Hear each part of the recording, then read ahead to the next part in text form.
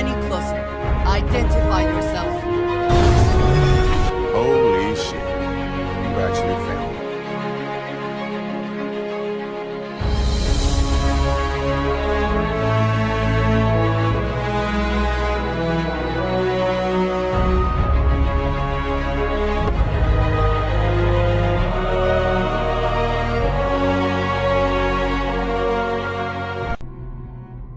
This is Unite.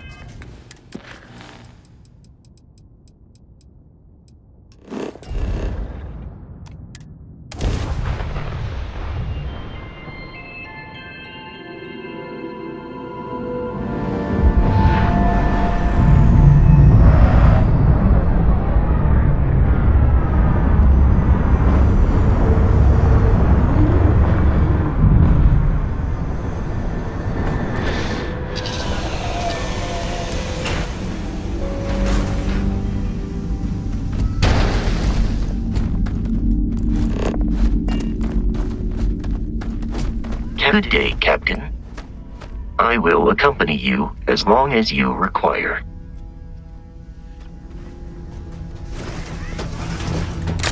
I require no seatbelt.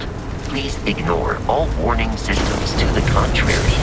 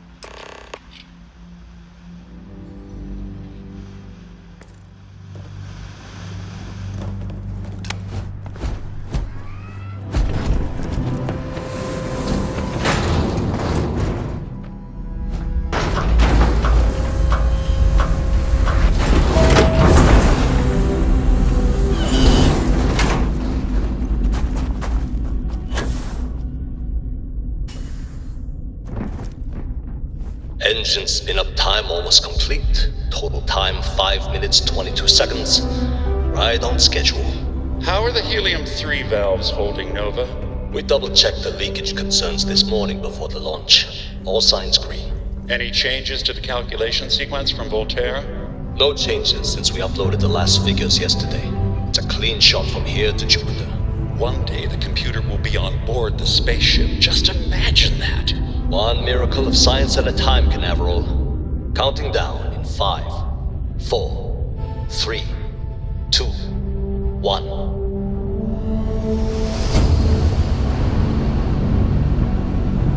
Canaveral, are you reading? All clear, Nova. Indicators look good. The ship should be cruising Jupiter's orbit right now. Visual confirmation will be possible in 32 minutes. The speed of light is on the slow side these days. How does it feel to break the laws of physics, Canaveral? We're all pretty excited down here in NASA, I won't lie. Excited enough to tell me where you got the original data? Not in a million years, Nova.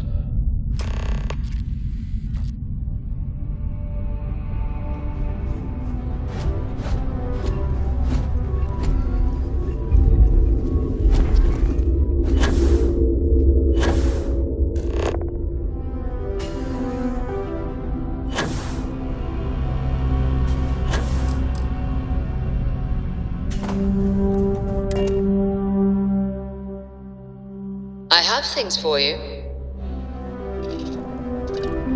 Ah!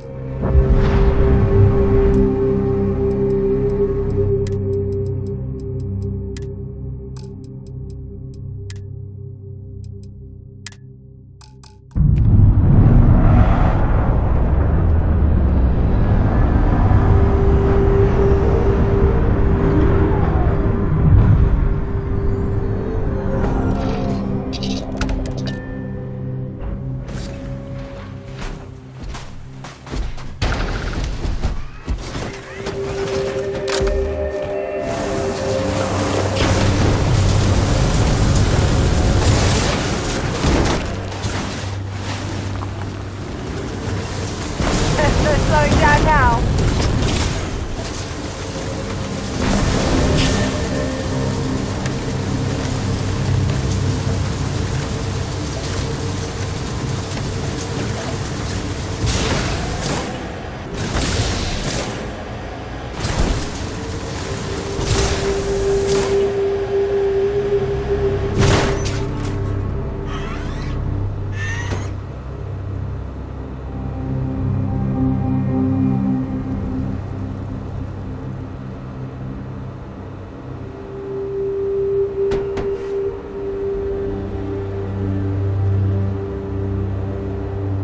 The vehicle has been idle for some time. Do you wish to dismount?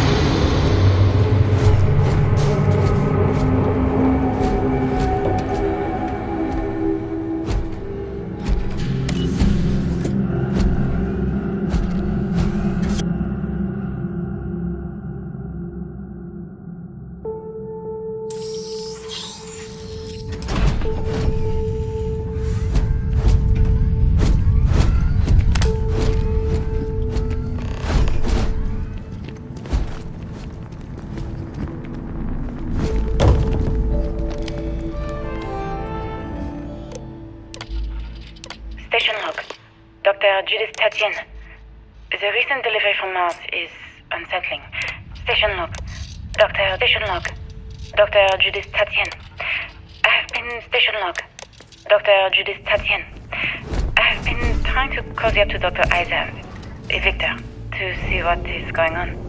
His team has completely commandeered one of the labs with those 2 military handrails, checking who comes in and out. I joked that maybe he found a little gray man doing an autopsy, and he grew very pale.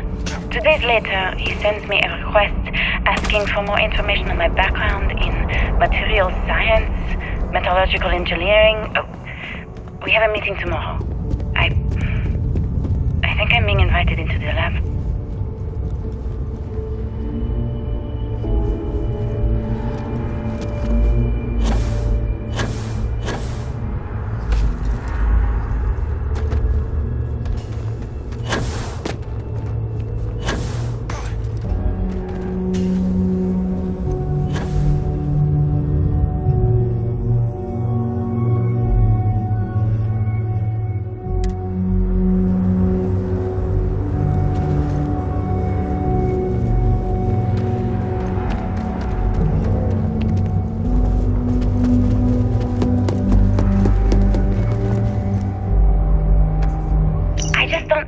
Where these calculations came from.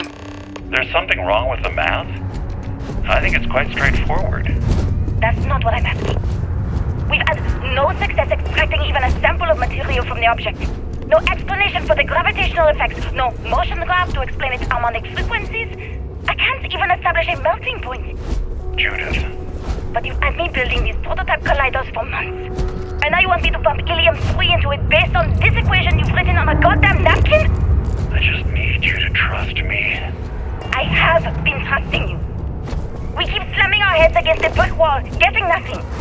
And you keep coming up with something new to try. Like, you know what's going to happen. Where are you getting your information, Victor? I'm sorry, Judith. Look, not here, okay? Somewhere off base. I'll tell you everything. But I'm not lying, okay?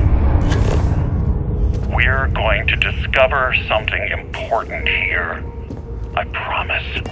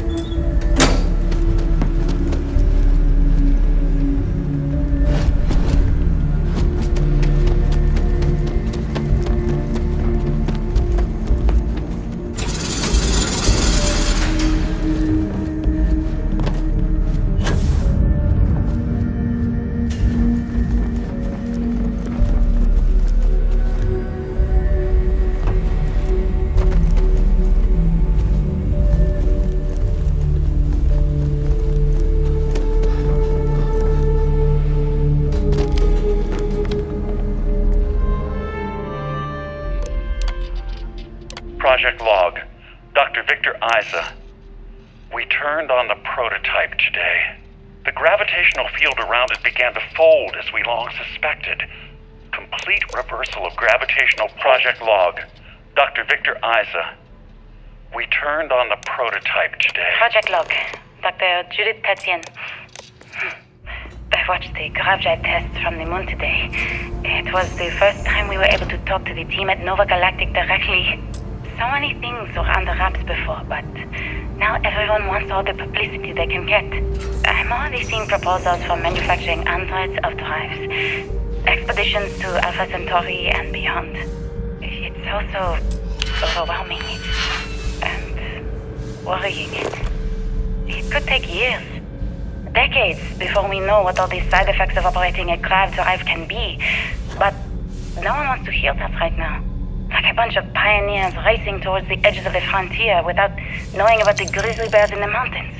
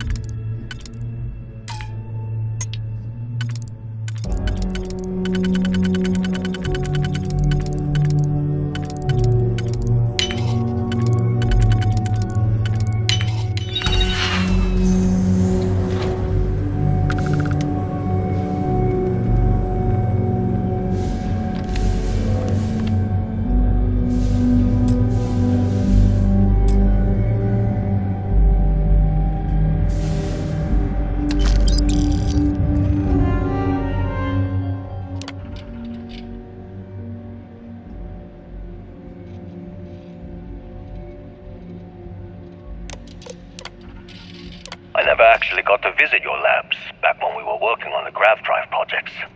Seems like ancient history now. Only thing we're doing these days is launching weather satellites. Guess this is as good a retirement as any.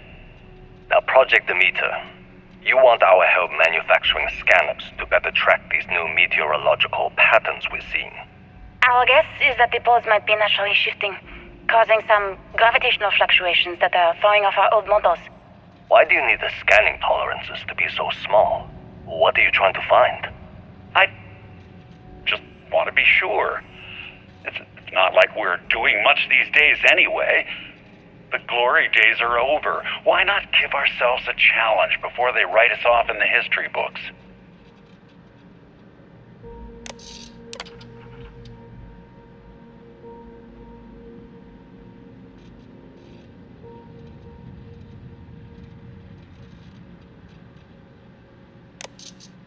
I know what I'm seeing, Victor.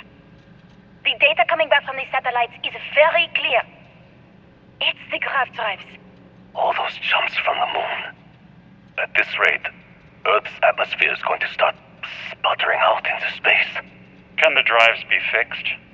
I'm working on some designs that should discreetly solve the problem, under the guise of an emergency update to the fueling pumps. We're talking about the end of Earth, and you're trying to be subtle about it. Judith, the last thing we need is people losing faith in grav drive technology. That might be our only option. To what? Are you seriously saying we should abandon Earth? The timeline is under 50 years. A blink of an eye for a planet, but more than enough time for a human exodus. And what do we tell people? We say it's an act of God, one that science has found a solution for. Time for humanity to take its place in the stars. You knew, didn't you? You lied to me. All this time. I dedicated my life to this discovery, Victor. And you knew we were going to kill off our planet? You haven't seen the future I've seen. There's an infinite expanse of promise out there. A meteor could hit Earth, a plague, another world war. Colonizing other galaxies secures humanity's future for all coming generations, across all time. At the expense of our home. Stop it, both of you. All that matters is building enough ships to get everyone off this planet. And we need to start now. I'll draft up a statement. We'll need to address the entire international community. I'm sorry, Judith. There isn't a planet in this universe that will be far enough away from you, Victor. We are never speaking again after this is over. My name is Dr. Victor Isa.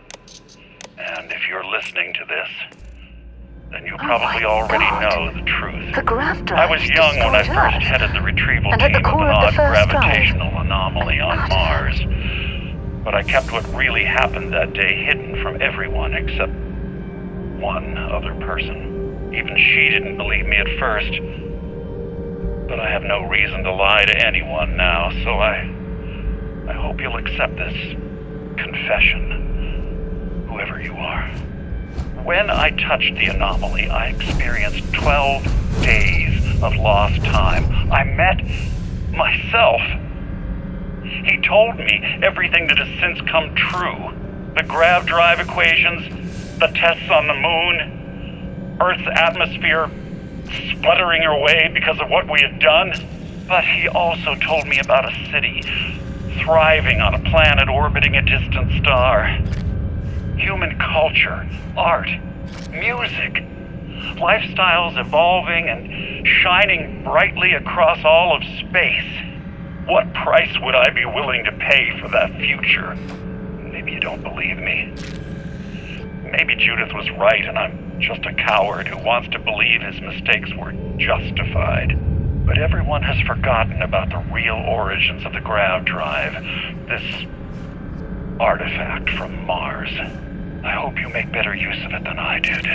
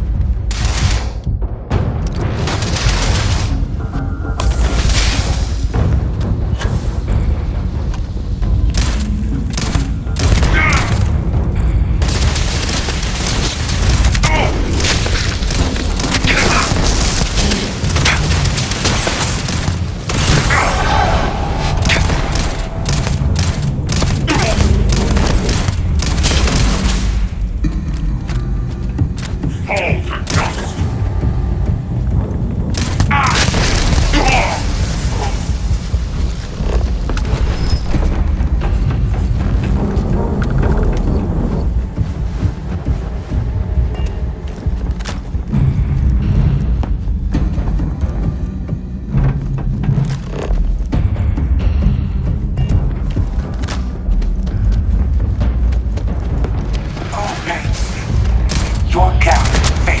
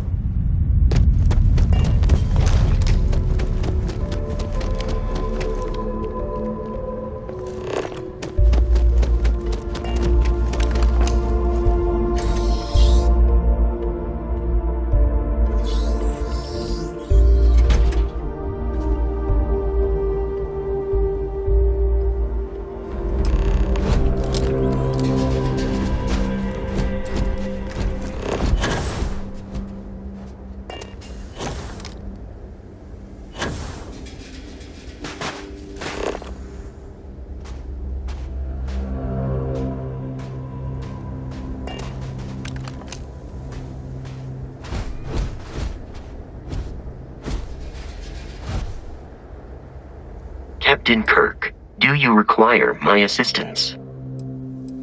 I will see you at a later time.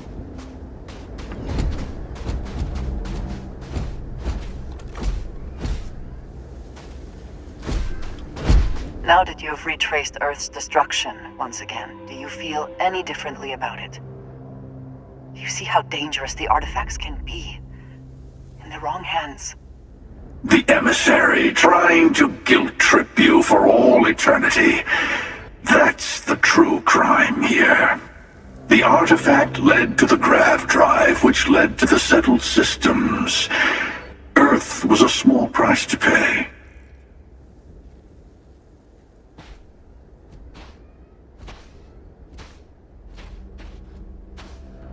Though I'm normally a devotee of science, I have to admit that in this case, it failed us terribly, and the cost was immeasurable. Assuming we weren't going to lose it anyway. War, disease, famine, all the classics.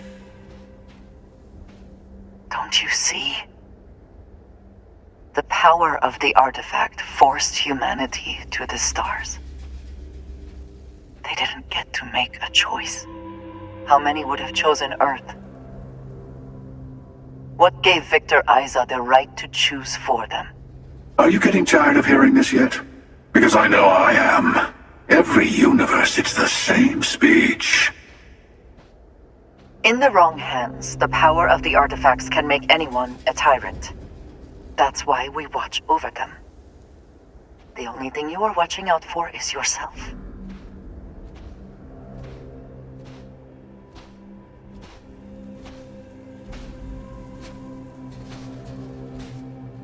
Emissary, you claim that you'll keep the artifacts safe from those who would abuse it, but absolute power corrupts absolutely.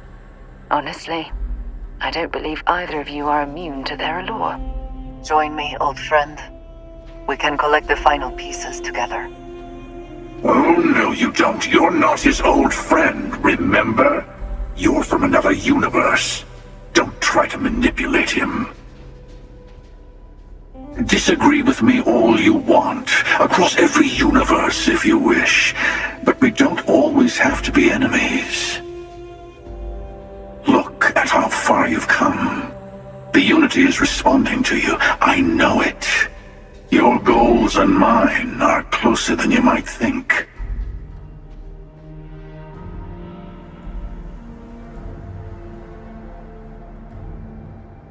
Though I still think this might be a mistake. Siding with the emissary is certainly the lesser of two evils. Thank you. Well, can't say I didn't try. We'll settle this at the usual place. The buried temple will be there. You're lucky I'm a man of my word. I'll see you there. Stay for a moment. We should talk through our next steps.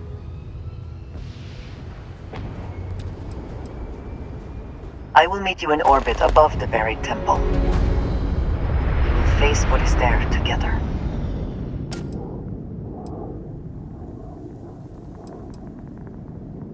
There is a temple for every artifact. You should find as many as you can. You'll need their power. There's always a final artifact in a specific temple. The hunter and I agreed that whoever you sided with, the other would wait there. Expect anything and everything. Other starborn, human mercenaries and defenses, alien creatures under mind control. It's all fair game.